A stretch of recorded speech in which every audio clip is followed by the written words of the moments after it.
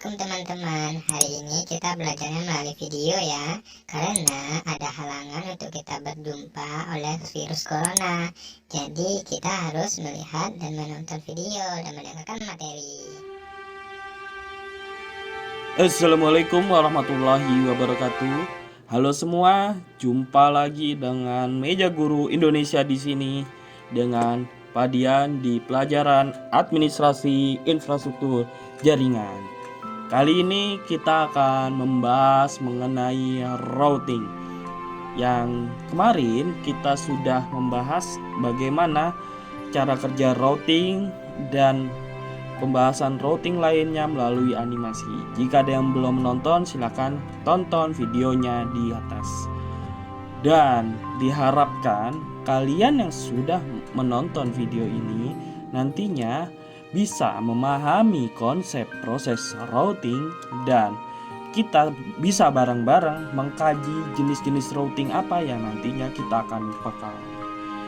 Dan di sini kita akan mulai dulu intronya dulu. Nah, sebelum kita mulai pembelajaran dari routing ini, di sini kita diharapkan bisa mengenal dari beberapa materi routing yang Meja Guru Indonesia akan sampaikan. Yaitu yang pertama, routing dan router itu apa? Bagaimana prinsip dan cara kerja routing? Apa saja protokol dari routing? Dan apa sih yang dimaksud dengan default routing dan static routing itu? Ada multiple gateway yang diterapkan pada routing, ada packet forwarding, dan yang terakhir adalah bridging. Oke, kalian sudah siap? Kita mulai pembelajaran dengan sistem serius tapi santai. Yuk, kita mulai.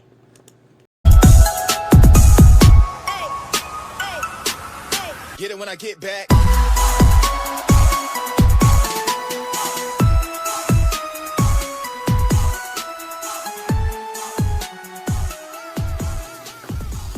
Kita akan mulai membahas mengenai routing dan router dulu. Di mana kita mengenal routing adalah proses menentukan jalur yang telah ditetapkan yang dilalui oleh paket data antar jaringan saat melakukan transmisi ke tujuannya. Kalau kamu belum paham nih, kamu bisa menonton proses routing ini dalam bentuk animasi yang sudah Meja Guru Indonesia sampaikan di video sebelumnya. Nah, selain routing, di sini kita akan membicarakan mengenai router. Routing itu adalah proses menentukan jalurnya. Sedangkan router ini sendiri adalah hardware dari jaringan atau perangkat keras jaringannya, di mana berperan penting dalam penghubung proses routing di transmisi data. Jadi kamu sudah bisa tahu bagaimana bedanya routing dengan router. Ketika kamu membicarakan apa itu routing, kamu pasti mengetahui bahwa routing itu adalah prosesnya. Dan ketika kamu membicarakan tentang router merupakan perangkat keras jaringan dalam memproses routing tersebut. Nah, ini contoh animasi bergambar yang dimana kamu bisa melihat di sini ada. Jadi router sebagai proses perangkat keras saat mentransmisi datanya dan ini routingnya. Jadi ketika ada aliran data yang merah bertemu pada router, maka router akan mentransmisikan datanya ke sumber tujuannya. Oke, lanjut. Kita akan mulai membahas apa sih fungsi dari routing. Dimana yang pertama kita mengetahui bahwa routing itu akan mencegah terjadinya proses kesalahan dalam saat transmisi data. Yang kedua, routing dapat kita buka dan dapat kita tutup jalur dari sebuah paket data yang mana nantinya kita akan gunakan. Yang ketiga, routing ini dapat mempercepat proses transmisi data ke tujuan. Mengapa? Karena router yang sudah kita konfigurasi routing tadi sudah mengetahui rute mana saja yang akan dilalui oleh paket data tersebut. Jadi fungsi routing adalah seperti ini. Dan yang keempat adalah routing dapat menyimpan dan akan memanggil kembali routing tabel atau jalur yang dilalui oleh rute sebelumnya guna dapat dipakai apabila paket data mengalir pada tujuan yang sama. Sip, selanjutnya pembahasan menggunakan prinsip dan cara kerja dari routing. Pertama kita akan membahas dulu prinsip routing itu sendiri. Prinsip routing kita gunakan sebagai kemampuan dari routing yang sudah cerdas, di mana dapat mengetahui kemana rute perjalanan paket yang dilalui. Proses routing ini sendiri berada di lapisan ketiga dalam network layer pada OSI layer. Jika kamu ingin mengetahui fungsi-fungsi OSI layer lebih lanjut, silahkan buka video di atas mengenai fungsi dari OSI layer. Nah, lanjutnya, ketika dia sudah mengetahui rute perjalanannya, routing itu akan menuju pada host lain dalam satu network yang sama, atau dia akan menuju pada network yang berbeda. Dan selanjutnya, apabila paket-paket yang ditujukan untuk host pada network lain nih, maka router yang sudah dikonfigurasi routing tadi akan meneruskannya ke network yang ditujunya, alias network tersebutnya. Sebaliknya, jika paket-paket yang ditujukan untuk host yang satu network, maka si router ini akan menghalangi paket-paket data tersebut keluar. Jadi lebih fokus transmisi data dalam satu network pada jaringan tersebut. Oke, selanjutnya di sini ada contoh bagaimana kita mengenal cara kerja dari routing tersebut. Ketika kamu melihat gambar ini, kita terangkan bahwa network yang sebelah kiri terhubung pada port pertama, yaitu mempunyai alamat network 192.168.10. Dan network yang di sebelah kanan alias yang terhubung dalam port 2 pada router terhubung pada alamat network 192.182.0. Nah, di jaringan ini bisa kita terangkan bahwa komputer A mengirim data ke komputer C, maka si router ini tidak akan meneruskan data tersebut ke network yang lain. Jadi tetap ada jaringan lokalnya. Begitu pula ketika komputer F mengirim ke komputer E, router juga tidak akan meneruskan paket data ke jaringan yang lain karena dia berada dalam satu jaringan lokal.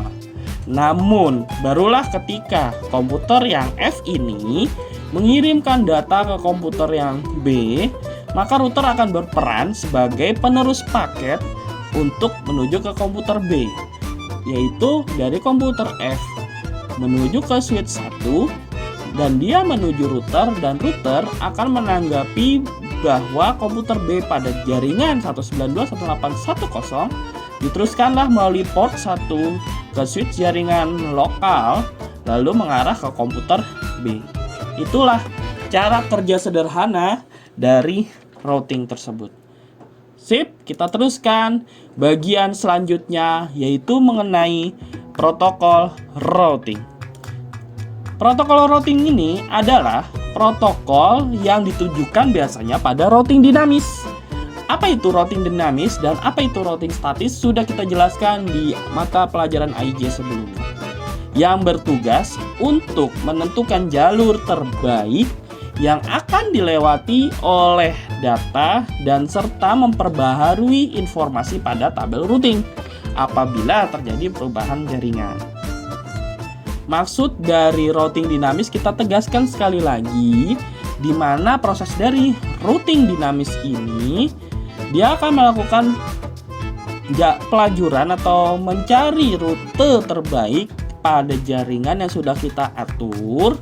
Dan apabila terjadinya kesalahan jaringan, routing dinamis akan melakukan update ya, yang berpengaruh pada penyimpanan di tabel routing ini. Oke, selanjutnya kita bisa melihat bahwa protokol routing mempunyai beberapa jenis. Ada Interior Gateway Protocol atau IGP dan Exterior Gateway Protocol atau IGP. Di mana nanti kita bisa melihat gambar-gambar ini apa saja contoh dari Interior Gateway Protocol dan Exterior Gateway Protocol. Oke, kita mulai penjelasannya. Interior Gateway Protocol dulu. Interior Gateway Protocol merupakan proses routing dalam satu AS atau Autonomous System, atau kita terjemahkan sistem otomatis routing yang sama, di mana jaringan tersebut dikelola oleh administrator jaringan pada routing atau jaringan dengan lokal yang sama. Routing protokol ini diterapkan pada jaringan sekolah, jaringan kampus, jaringan kantor yang mempunyai banyak cabang pada kantor tersebut, bahkan lebih digunakan pada jaringan di Internet Service Provider atau ISP.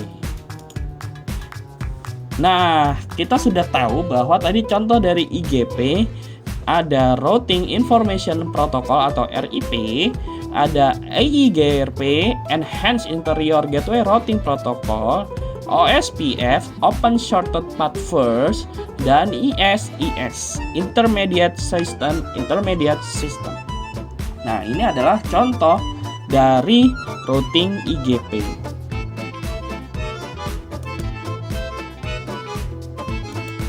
Selanjutnya, External Gateway Protocol sebenarnya merupakan kebalikan dari IGP tadi, yaitu di mana protokol routing ini menghubungkan jaringan routing antar atau keluar dari autonomous system, di mana Exterior Gateway Protocol ini digunakan antara host di internet untuk saling bertukar informasi mengenai tabel routing, di mana tabel routing ini bisa berisi informasi alamat IP dari router yang lain, yang berakibat nanti antar router bisa saling berkomunikasi. Kalau kamu mengetahui di gambar sebelumnya, contoh dari EGP hanya satu, yaitu Border Gateway Protocol atau kita singkat dengan BGP. Sip, selanjutnya kita masuk ke pembahasan default routing dan static routing. Default routing atau kita singkat dengan default route adalah rute yang diterapkan saat tidak ada rute lain yang tersedia untuk alamat IP tujuan, sehingga nantinya akan menjadi jalur yang umum untuk paket data yang mempunyai alamat network tujuan tertentu, tetapi tidak terdapat di routing tabel pada router yang disinggahi. Jadi default route ini apabila kamu tidak mengkonfigurasi apakah dia static routing atau dia dynamic routing, maka akan diterapkan sebagai default route. Nah, static routing ini sendiri adalah routing yang dilakukan secara manual. Maka setiap jaringan yang nantinya kamu routing harus dikonfigurasi satu persatu oleh administrator jaringan atau kamu sendiri. Selanjutnya, kita akan mengetahui sebenarnya kelebihan dari static routing lebih aman serta tidak membutuhkan sumber daya jaringan yang besar. Namun, kelemahan dari static routing ini apabila jika terjadi perubahan dalam sumber daya jaringan, maka administrator jaringan harus melakukan routing ulang sehingga nantinya sesuai dengan jaringan yang baru. Selanjutnya, mengenai default and static route ini dijelaskan kita akan mengenai cara kerja static routing. Yang pertama, cara kerja static routing adalah konfigurasi router dilakukan oleh administrator jaringan seperti yang sudah kita katakan sebelumnya. Yang kedua, jaringan pada router yang sudah kita konfigurasi static routing melakukan routing berdasarkan informasi yang diterima pada tabel routing. Dan tentu saja yang ketiga, administrator jaringan akan menggunakan perintah IP route. Ini akan menjadi perintah dasar dari static routing yang dilakukan secara manual untuk mengkonfigurasi router dengan routing statis yang berguna untuk melewatkan paket data yang ada pada jaringan. Prinsip dari static routing ini adalah yang pertama, pemeliharaan bandwidth network dengan pengupdatean informasi dari router.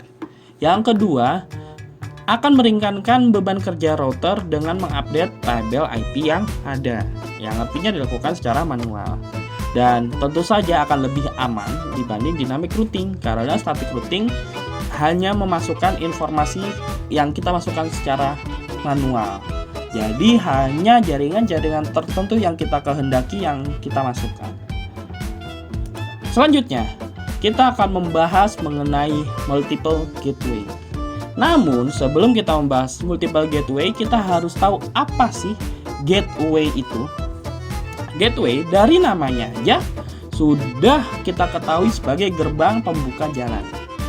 Di mana fungsinya tentu saja untuk paket data tersebut bisa menempuh akses antar jaringan.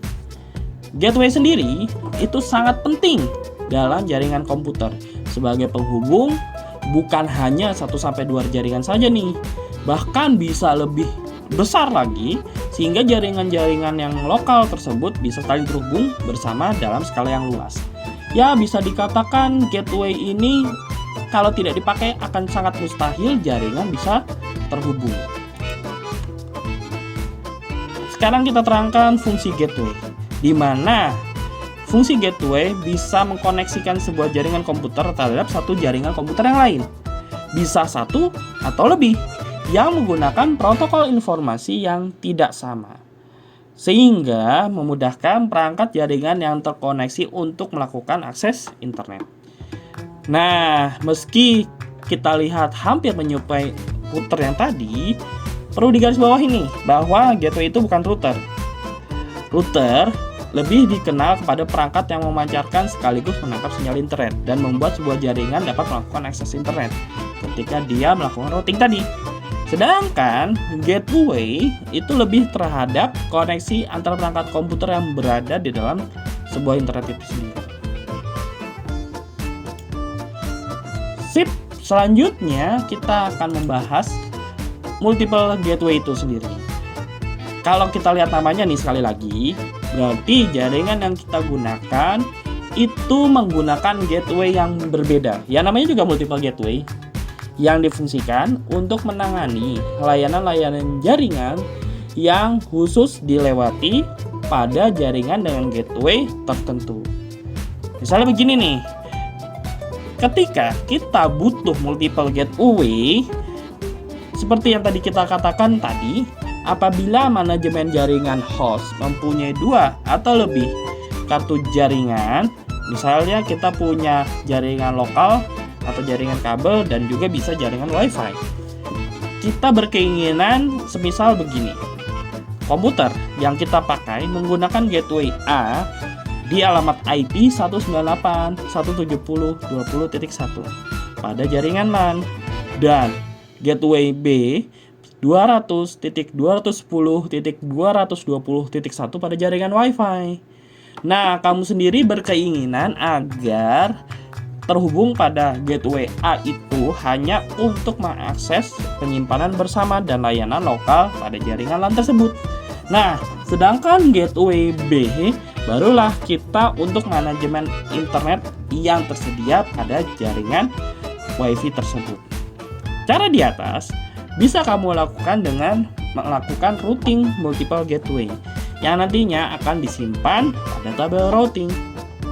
Namun, kalau kamu tidak melakukan hal tersebut, lalu lintas jaringan akan menggunakan default routing yang berakibat mungkin saja kamu tidak bisa mengakses layanan jaringan, misalnya layanan jaringan pada gateway A, atau bahkan tidak bisa mengakses internet pada gateway B. Itu sekilas mengenai multiple gateway. Sekarang kita lanjut ke packet forwarding. Packet forwarding ini adalah kalau kamu terjemahkan yang berarti penerusan paket. Memang tidak salah kalau kita artikan bahwa penyampaian paket dari antar jaringan yang berbeda segmen dalam jaringan komputer. Nah, paket forwarding ini kurang lebih sudah mirip dijelaskan pada fungsi OSI layer, yaitu bagian network layer. Dalam paket forwarding, kita tahu bahwa cara kerjanya ketika paket forwarding ini diteruskan dalam mode broadcast atau disiarkan, node atau titik awal yang dilakukan dalam pengambilan keputusan di paket forwarding, proses routing ini akan menerapkan 3 mode. Ada mode unicast, ada mode multicast, atau mode broadcast dari bridge tersebut akan dipilih. Proses ini sangat bergantung pada informasi yang diberikan oleh tabel routing. Namun, kalau tidak mengetahui alamat yang dituju atau tidak terdaftar pada tabel routing tersebut, maka broadcast bridge akan dilakukan atau dipilih, namun tentu saja akan membebani lalu lintas jaringan. Nah, ini sebagai contoh dalam mode unicast, berarti paket data yang dituju sudah diketahui alamatnya atau alamat IP-nya. Nah, di mode multicast, dia akan sedikit melakukan broadcast walaupun dia sudah tahu jaringan networknya di mana, namun dia tidak mengetahui persis alamat yang dituju. Itu multicast. Sedangkan broadcast bridge tadi, seperti yang dijelaskan tadi di atas, dia akan melakukan penyiaran ke seluruh jaringan yang ada agar dia menemukan alamat yang dituju untuk tujuan pengiriman dalam paket data. Itu adalah prinsip kerja dari paket forwarding. Yes, kita sekarang berada di tahapan terakhir di bridging. Bridging network diterjemahkan sebagai jembatan dari jaringan, di mana kita akan lebih mengenal bridging network sebagai bridge, di mana perangkat jaringan komputer tersebut bisa dihubungkan melalui jaringan lokal, baik yang terhubung secara fisik kabel ataupun menggunakan tanpa kabel atau wireless. Bridging network berjalan pada OSI layer di data link layer, dikarenakan fungsinya tadi sebagai penghubung dan kontrol akses jaringan lokal. Selanjutnya, fungsi dari bridging yang pertama, penghubung dua atau lebih jaringan lokal LAN yang terpisah jarak atau gedung dengan menggabungkan jaringan kabel dan juga jaringan wireless. Yang kedua, agar kita bisa mempermudah mengelola jaringan kita sendiri dalam manajemen antar jaringan lokal LAN tersebut. Sesuai kita mau kebutuhannya, apakah jaringan tersebut lokal yang bisa kita gunakan agar saling terhubung.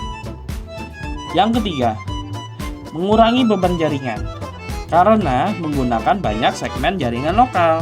Ketika ada server nih menggunakan bridge, tentu saja dia akan terbebani jaringan ketika diterapkan pada jaringan lokal. Namun ketika jaringan lokal tersebut mempunyai beberapa segmen dan mengakses server, dan tentu saja tidak akan terlalu banyak memberatkan jaringan lokal tersebut. Nah, sekarang kita akan mengenal cara kerja dari bridge ini. Sebenarnya bridge itu lebih canggih dari repeater.